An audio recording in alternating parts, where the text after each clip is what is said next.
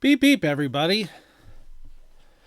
Well, this is another in a series of highlights of old vintage sets, and not really old, but old enough for me, as these were things that I collected in my youth and into the '90s.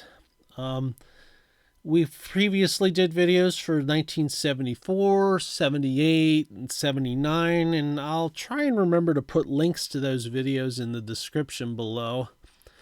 Hi from Nathan the Gnome. Boop boop. Cal Ripken with his pillows, and Cal Ripken with his earbuds, and the purple plastic toilet says hello. And I was doing word of the day, but I seem to have run out of words, so don't worry about that. Maybe I'll bring that back. Cal with the earbuds is listening to the album Disturbance by the group Versus X, which is a band from Germany. If you've never heard of them, check them out. If you like prog rock, that is. That's what genre they belong in. So the 1980 set was very much like the 79 and 78 set. It had 726 cards, and it also suffered from having duplicate cards in there because 726 didn't quite even out across the printing plates that Topps had, but that worked perfectly back when they had 660 card sets. So to fill in all the card spaces, some cards got doubled. And I couldn't tell you if there were any prominent cards in the set that are doubled. There may have been, but I did not look that up. Now, I do not have a complete 1980 set like I did with 74, 78, and 79. So this will be a shorter video because I have fewer cards from that set. But I did buy all these cards in wax packs back in 1980. My first wax pack I opened in 1979 when I was a kid, and I think I only ever had one pack of that. But I had a few from 1980. I don't remember when I exactly bought them. I'm pretty sure I bought a lot of those near the end of 1980, or maybe even early in 1981. They may have still been on the shelf at the Wawa that I used to go to get wax packs. So let's dig into this. This is what the 1980 card design looks like, and it follows a pretty simple pattern like the 78 and 79 sets did. And simple is usually pretty good. You don't want to overwhelm the eyes of the person looking at the card with too much going on, I think. I mean, you can, and some people maybe crave that kind of complexity. But I find simple designs for something like this seem to be the best, and I find them the most eye-appealing. And I like this one with the banners wrapping around. It almost looks like the banner comes up around the back of the card. When we flip this over, you can see there definitely isn't a banner there. The text is in black, and it's got two shades of blue, a lighter blue in here, and a darker blue around the border. And this is Lance Parrish's third year card. His rookie was in the 78 set. And here's Hall of Famer Tony Perez. And like I said, this will be just a sampling. It won't be a full highlights of the set because, well, I never came close to completing it, and I never bothered to buy a hand-collated complete set later on. Maybe I should have, because I love this design. There's Bruce Sutter, Denny Martinez, Dave Concepcion. Hope someday he's in the Hall. Hall of Famer Phil Niekro. Hall of Famer Robin Yount. Hall of Famer Gaylord Perry. The picture looks an awful lot like his 79 Topps card. Don Baylor. There's Ron Guidry. I think he's a potential Hall of Famer someday. I think the reason why he's not in there now is because his career was shorter than most Hall of Fame pitchers have. There's Hall of Famer Dennis Eckersley back when he was a starter with the Red Sox. Keith Hernandez, he's a pretty good candidate for the Hall, but he dealt with drug issues too, and maybe that's why he hasn't been. He was probably the best fielding first baseman of the 70s and 80s. There's Carney Lansford's second-year card. And Hall of Famer Fergie Jenkins. And here's Mark Fidrich. Hall of Famer Burt Blyleven with the Pirates. And Willie Wilson.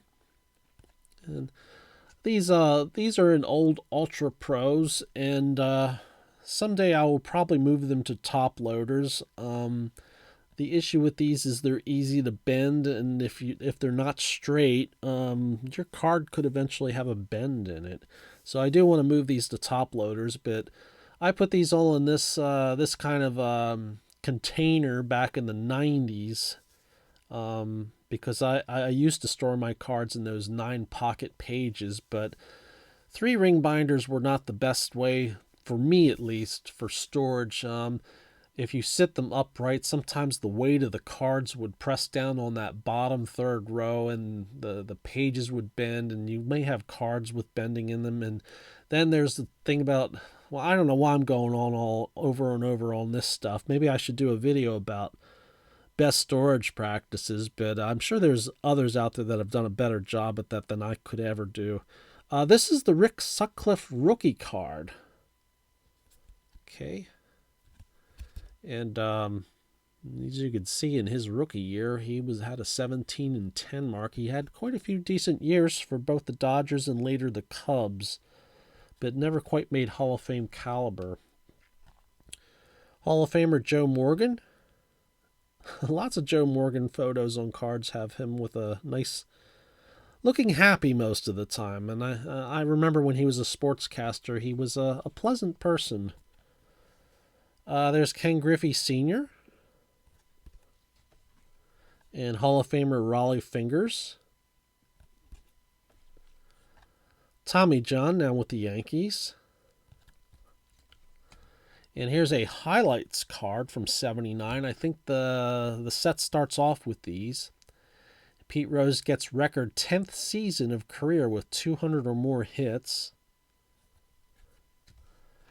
And here is Willie McCovey on a highlights card. 512th homer sets new career mark for National League left-handed hitters. And he's tied with, Oh, the record was 511 from Mel Ott. Here's Tom Herr's rookie card, and like the 79 set, they used 3 players on, whereas prior years they used 4 players on these cards. And unlike the 79 set, the players' photos are in color this time. I thought that was a strange decision to have them in black and white for the 79 set, but somehow the design worked good with that. But these work just as good in color on this 80 design. Tommy Herr was a pretty good second baseman. Played, I think, most of his career with the Cardinals, and he's most notable for being one of the very few players, well, the only player I can think of in modern history, but there were players way back then that did this more often, during the dead ball era. But he is the only modern player I know of that has fewer than 10 homers and over 100 RBIs in one season. And I think he had 8 home runs and 110 RBIs. I couldn't tell you what year he did that, but it was in the 1980s. And this is the Dan Quisenberry rookie card. Most notable for setting the single season saves record, breaking it from... what was his name? Hiller was his last name. Okay, Hiller was his last name. And the one curiosity about this card is I don't believe that's an actual photograph of Rennie Martin. I think that was an artist rendering of him. It just doesn't look like a real photograph, does it? Compared to these two. I am probably, I don't know, am I the only person in the world that thinks Dan Quisenberry should be in the Hall of Fame? I don't know. If you think he does, leave a comment. If you think he doesn't, leave a comment. I'd like to hear what you have to say. I know his career was shortened, but he had a really great 6-season run as a closer, and kind of, along with Bruce Sutter, set a standard that would be something you would expect with relief pitchers down, or closers down the road. And Rich Gossage, too, I would throw in with that. And here's Rich Gossage. And back in those days, they did not put saves in the statistics on the back end. Later years, they would. There's Hall of Famer Tom Seaver. And Hall of Famer Carl Yastrzemski. And they put the All-Star banner across the top. It was in blue and sort of a magenta pink color for the American League. And the National League was black with yellow lettering. And this is Hall of Famer Dave Winfield. Hall of Famer Rod Carew. And Hall of Famer and third-year card for Eddie Murray. And here's a second-year card for Ozzie Smith. And unlike my rookie card of Ozzie Smith, this one is in, I think, pretty good shape. It looks pretty good to me. The surface looks good. There's a little fuzziness on, I think, maybe two of the corners. The centering is off, of course. It usually is with these older cards, but for 1980, that centering's not too bad. The back is a bit more off-center, but looks good. And the cream of the crop, I think that's a phrase that means something. Well, the best card in the set is this. The Rickey Henderson rookie card. And I did pull this from a pack back in 1980 and somehow managed to keep it in pretty good shape. I mean, that looks pretty good to me. It would probably grade maybe I'm thinking an 8, because the centering's pretty good for a 1980 card. The corners look pretty good. And the back looks good. The centering's a bit off on the back, but it looks pretty clean. And the story behind this card is I took this card to a card show, and this was before I knew about conditions of cards, about how you should store them. And I brought this card to this card show in a white envelope. You know, the kind of envelopes that you mail out correspondence with. That's what I kept it in, and I kept it in my pocket, and somehow it survived that. Yeah, pretty dopey kid, huh? And I was trying to trade this for an Eddie Murray rookie card. And I'm pretty sure I went to 2 dealers. I don't know if I did more than that, and neither one of them had an Eddie Murray rookie card on hand. And I think at the time the Eddie Murray rookie card was worth a bit more than this. I don't really know for sure. But this card would eclipse the Murray rookie card in catalog value. This was long before eBay and the internet. So we were all going by Beckett catalogs back then. So there you have it.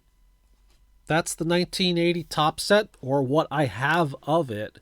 I do have common cards sitting around in a box somewhere, and I didn't feel like digging that out just to make this video longer. And maybe someday we might look at common cards from back then, and maybe get a good laugh at some of the terrible photography or photographs of players that were unsuspecting they were being taken pictures or being taken a picture of, and stuff like that, and maybe find a few burp cards in there.